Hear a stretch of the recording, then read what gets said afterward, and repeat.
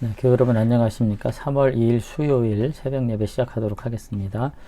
함께 나눌 성경 말씀은 시편 88편 말씀입니다. 제가 1절부터 18절까지 봉독해 드리겠습니다. 고라 자손의 찬송시 곧 에스라인 헤만의 마스길 인도자를 따라 마할랏 르안노세 맞춘 노래. 네, 표제부터 읽었고요. 1절부터 봉독해 드리겠습니다. 여호와여 내 구원의 하나님이여 내가 주야로 주 앞에서 부르짖었사오니 나의 기도가 주 앞에 이르게 하시며 나의 부르짖음에 주의 귀를 기울여 주소서. 물은 나의 영혼에는 재난이 가득하며 나의 생명은 수월에 가까웠사오니 나는 무덤에 내려가는 자같이 인정되고 힘없는 용사와 같으며 죽은 자 중에 던져진 바와 같으며 던져진 바 되었으며 죽임을 당하여 무덤에 누운 자 같으니이다. 주께서 그들을 다시 기억하지 아니하시니 그들은 주의 손에서 끊어진 자니이다. 주께서 나를 깊은 웅덩이와 어둡고 음침한 곳에 두셨사오며 주의 노가 나를 심히 누르고 주의 모든 파도가 나를 괴롭게 하셨나이다. 셀라. 주께서 내가 아는 자를 내게서 멀리 떠나가게 하시고 나를 그들 중에 가증한 것이 되게 하셨사오니 나는 갇혀서 나갈 수 없게 되었나이다.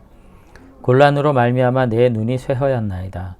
여호와여 내가 매일 주를 부르며 주를 향하여 나의 두 손을 들었나이다. 주께서 죽은 자에게 기이한 일을 보이시겠나이까? 유령들이 일어나 주를 찬송하리이까? 셀라. 주의 인자하심을 무덤에서 주의 성실하심을 멸망 중에서 선포할 수 있으리이까? 흑암 중에서 주의 기적과 이짐의 땅에서 주의 공의를 알 수 있으리이까? 여호와여 오직 내가 주께 부르짖었사오니 아침에 나의 기도가 주의 앞에 이르리이다. 여호와여 어찌하여 나의 영혼을 버리시며 어찌하여 주의 얼굴을 내게서 숨기시나이까?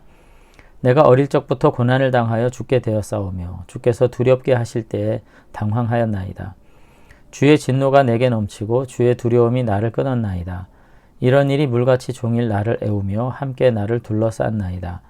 주는 내게서 사랑하는 자와 친구를 멀리 떠나게 하시며 내가 아는 자를 흑암에 두셨나이다.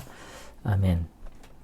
네, 오늘 시편은 이제 개인 탄식시가 되겠습니다. 이제 고라 자손의 시면서도 특이하게 성전의 아름다움에 대한 찬양, 하나님의 구원에 대한 어떤 찬양 이런 것들이 주가 이루었다면 오늘 시편은 굉장히 개인적인 재난과 고통에 대해서 탄식하고 있는 그런 시편이 되겠습니다. 그런데 이제 우리 특징적인 거 한 가지는 언제나 시편의 어떤 탄식시는 대부분 어떤 재난적 상황, 개인의 오늘 시편의 경우에는 개인의 건강의 문제인 것 같은데 대부분 대적들로 인해서 당하는 어떤 핍박 이런 것들 때문에 탄식하게 되고 그래서 대부분 원수들에 대해서 호소하는 그런 내용들이 있는데 오늘 시편 같은 경우는 전혀 그런 내용 없이 본인에게 닥친 여러 가지 삶의 재난들로 인해 가지고 사실 어떤 질문을 가지게 되는 것이죠. 그러니까 한두 번 어려움을 당했을 경우에는 그것이 큰 문제 되지 않을 수 있고 능히 이겨나갈 수 있는데 이것이 계속해서 지속적으로 재난을 당하게 되면 오늘 15절에도 보면 그런 표현이 있거든요. 내가 어릴 적부터 고난을 당하여 죽게 되었사오며 주께서 두렵게 하실 때에 당황하였나이다. 그러니까 이거 굉장히 오래 지속적으로 고난받은 이와 같은 상황이 되게 되면 질문을 하게 돼요. 이게 무엇인가 도대체? 내가 누군가? 여기서부터 근본적인 회의감을 갖게 되고 거기서 더 나아가서 이제 그러한 나에게 하나님은 어떤 분이신가 라고까지 이제 질문하게 된다는 점에서 이것이 불신의 신앙이다, 의심의 신앙이다 하기보다는 이것이야말로 우리 인간의 가장 깊은 본질적인 정서에 기반해서 하나님 앞에 나아가고 있는 시편이 아닌가 하는 생각에서 우리는 더 어떤 가치감을 이 시편에서 느껴야 되지 않나 그런 생각을 이제 하게 됩니다. 그리고 두 번째로 이제 문헌상으로 우리가 볼 때 본 시편이 욥기나 요나서에 나오는 단어하고 일치된 단어들이 많이 나온다는 점에서 이 내용이 굉장히 언어적 유사성이 있고 또 실제로 정황적인 상황에서도 비슷하다. 그러니까 욥이 개인적인 고난을 통해서 탄식한 내용이 이제 욥기라면은 오늘 88편은 개인적인 재난을 인해서 그 고통을 탄식 가운데 하나님 앞에 기도했던 그런 시라는 점에서 우리가 어려움 당할 때 정말로 다시 한번 질문하게 되죠. 어려움 없을 때는 그런 질문 하지 않아요. 내가 누군가 라는 본질적인 질문. 정신 나갔냐? 이렇게 말할 수 있는 거죠. 근데 정말로 어려움을 당하게 되면 도대체 내가 누굴까? 내게 닥친 이 반복적인 어려움은 과연 무엇일까? 라고 한 번 더 묻게 되고, 그와 같은 질문을 통해서 우리는 오히려 우리의 삶이 무너지거나 우리가 그것으로 인해서 재난적 상황에서 완전히 파멸이 일거나 하는 것이 아니라 더 본질적인 어떤 깊이 있는 관계, 깨달음, 그리고 성찰, 그리고 새로운 안식 가운데 나가게 된다는 점에서 저는 이것은 경건을 위한 근심은 유익이 많다 하신 사도들의 가르침의 실전적 어떤 실체적 어떤 시편이다, 그런 생각을 이제 하게 됩니다. 이제 오늘 이제 내용을 이제 살펴보면은 이제 이렇게 돼 있어요. 이게 그 처음에 도입 부분에서 이제 탄식, 나의 부르짖음에 기울여 주십시오. 그게 1절부터 2절까지 이제 나옵니다. 그리고서는 이제 3절부터 9절까지의 내용이 이제 구체적으로 하나님을 향해서 탄식하는 내용들이 나와요. 그러면서 내 삶이 이렇게 죽음에 던져진 바와 같이 되었고 웅덩이에 던져진 바와 같이 된 이 모든 것들이 하나님의 진노 가운데 있는 것은 아닌가라는 질문을 이제 하게 됩니다. 그래서 하나님께서 결국은 이와 같은 건강의 어려움으로서 고난받게 하실 뿐만 아니라 이와 같이 고난이 깊어지게 되니까 나만의 문제가 아니라 나와 함께한 관련 있는 모든 사람들이 내 곁에서 결국 떠나게 되더라. 8절에도 주께서 내가 아는 자를 내게서 멀리 떠나게 하시며 나를 그들 중에 가증한 것이 되게 하셨사오니 나는 갇혀서 나갈 수 없게 되었나이다 라고 하는 사실 정말로 실체적인 고민 가운데 이제 고뇌하게 되는 것을 이제 보게 되는 거죠. 근데 사실 이와 같을 때 우리는 이 관계의 진실성이 다 드러나게 돼요. 이제 그러니까 뭐 누구나 다 이제 여러 가지 어려움, 어떤 인생의 한계 상황에 직면해 할 수밖에 없는 그런 순간들을 다 맞이하시잖아요. 우리 집사님들도 그렇고 뭐 권사님들도 그런데 저라고 왜 그런 상황이 없겠습니까? 근데 그와 같은 상황에 딱 오니까 제일 먼저 고통스러운 것이 뭐냐면 주변에 관계 맺던 모든 관계들이 다 끊어진다라는 것입니다. 그럴 때 정말 고뇌하게 되고 그 시절이 결코 돌아가고 싶지 않은 시절이지만 그 시절의 상황들을 이겨낸 이후의 저와 그 시절을 겪어보지 않았던 그 이전의 저는 너무나도 다른 존재였음을 저는 감히 말하고 싶습니다. 그게 뭐가 어떻게 달라졌느냐, 그게 어떤 유익이 있냐, 거기까지 말하긴 참 복잡해요. 그렇지만 그와 같은 인생의 한계를 체험하기 이전에 나와 이후의 나는 분명히 다르고 결국 그 이후의 나로서 지금까지 살아오는 것이 내게 더 유익했다, 복되다 라고 하는 것은 분명히 말씀드릴 수가 있습니다. 오늘 시편의 저자는 그 과정을 지금 겪어나가고 있는 거죠. 물론 그 과정을 겪는 것이 쉬운 일이 아니기에 9절에 보면은 곤란으로 말미암아 내 눈이 쇠하였나이다. 여기 지금 이렇게 표현하죠. 여호와여 내가 매일 주를 부르며 주를 향하여 나의 두 손을 들었나이다. 이러면서 그 고통하고 있는 모습들을 오늘 이제 볼 수가 있습니다. 그리고 이제 세 번째 단락은 이제 10절에서 12절까지인데 여기도 뭐 앞선 단락과 비슷한데 결국은 단지 사람이 떠나는 것의 고난, 고통과 어려움을 뛰어넘는 이제 새로운 어떤 인생에 대한 어떤 확인된 사실을 알게 되는 거죠. 12절입니다. 그게 흑암 중에서 주의 기적과 이짐의 땅에서 주의 공의를 알 수 있으리까. 여기 뭐냐면 사람만 떠난 게 아니라 사실은 이 땅은 망각의 땅이라는 거예요. 여기 세상 그 어느 누구도 내 존재를 기억하지 않는 삶, 이거야말로 죽은 거죠. 물리적인 죽음만 죽음이 아니고 이 땅에 그 어느 누구도 내가 존재한다는 것을 기억하지 못하는 상황을 맞이하는 거죠. 이렇게 됐을 때 주의 공의로운 통치가 다 내게 무슨 유익이 있고 주님의 공의를 내가 안다 한들 무슨 의미가 있습니까? 이제 이렇게까지 지금 절망 가운데 나가는 겁니다. 그러니까 이 부분도 쉬운 일이 아니에요. 그렇지만 인생 가운데 정말 깨닫는 것은 뭔가요? 많은 사람들이 이 땅 가운데에서 잊혀지기 위해서 이름 석자 하나 남기기 위해서 참 별일들을 다 하고 정말 아등바등 살아가는 모습들이 있는데 사실 어떻게 해요? 이거는 뭐 솔로몬의 뭐 지혜서 뭐 저자가 뭐 꼭 누구라고 하긴 어렵습니다만 어쨌든 뭐 전도서든지 지혜 문헌 안에서도 늘 나오는 것.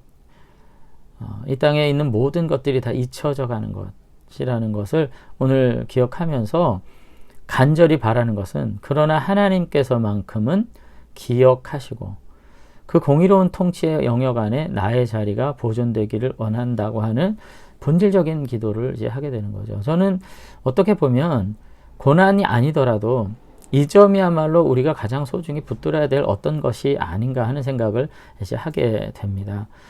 그리고는 마지막에 이제 마지막 단락이 13에서 18절까지 저는 끊었는데요. 여기서도 결국은 뭡니까? 마지막 순간에 내가 정말 어릴 적부터 고난을 당하여 죽게 됐는데 15절에 이 모든 긴 고난 앞에서 너무나도 지치고 고통받는 그런 상황, 매일같이 물이 종일 나를 애우고 나를 둘러싼 것 같은 이와 같은 침륜에 빠지는 삶을 두려움 가운데 살았는데 결국 이 모든 것들을 통해서 18절에 내 사랑하는 자와 친구를 멀리 떠나게 하시고 내가 아는 자를 흑암에 두셨다. 오늘 이렇게 고백하면서 결국은 건강의 문제든 질병의 문제, 뭐 금전의 문제, 관계의 문제, 무슨 문제든 우리가 인생에서 정말 사람들의 기억 속에 잊혀져 갈 때, 그리고 이 땅에서 나의 생존에 관해서, 나의 존재에 관해서 그 어느 누구도 인식하지 못하는 이와 같은 삶을 살아가게 될 때 인생이 결국은 가장 고통스러울 수 있다고 하는 것을 고백하면서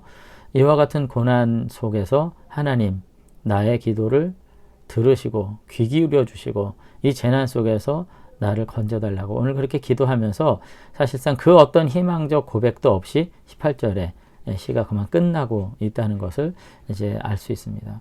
여러분, 저는 뭐 논문을 쓴다, 뭐 소설을 쓴다, 뭐 그렇다면 우리가 어떤 결말 부분에 가서 어떤 엔딩이 있어야 된다고 생각을 하긴 해요.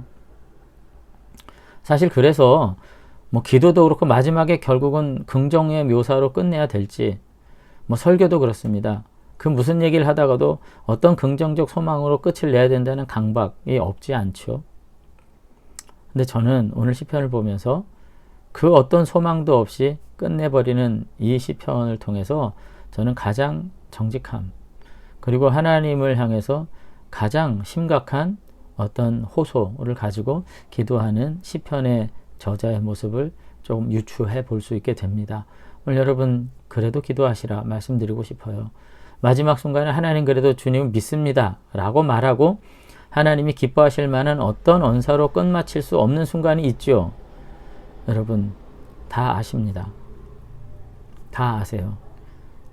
내가 긍정할 수 없는 그 상황을 그저 입술의 긍정으로 마치는 것보다 저는 어떤 한면으로는 오늘 이와 같이 정직한 기도가 더 의미 있지 않을까 하는 생각을 이제 하면서 여기 오늘 이 어려서부터 뭐 고난당했던 이 시인의 이 간절한 좌절 앞에서 하나님이 이후에 어떻게 응답하시고 역사하셨을까 하는 것을 기대하는 어떤 일말의 소망을 이제 생각하게 됩니다.